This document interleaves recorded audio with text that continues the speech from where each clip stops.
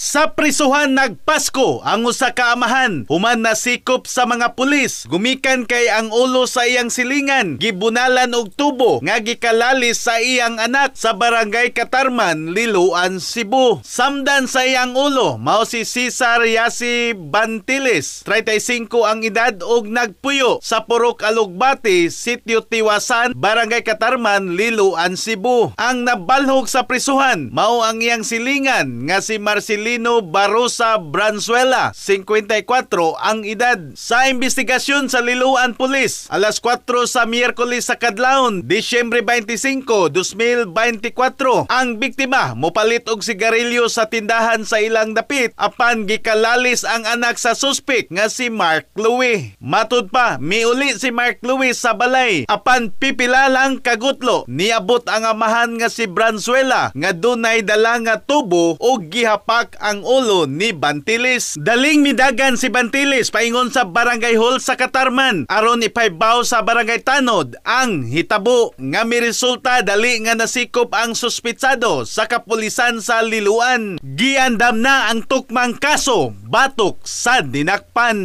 In the heart of changing lives, ako si Brigada Alan Tangkawan sa 90.7 Brigada News FM Cebu, the Music and News Authority.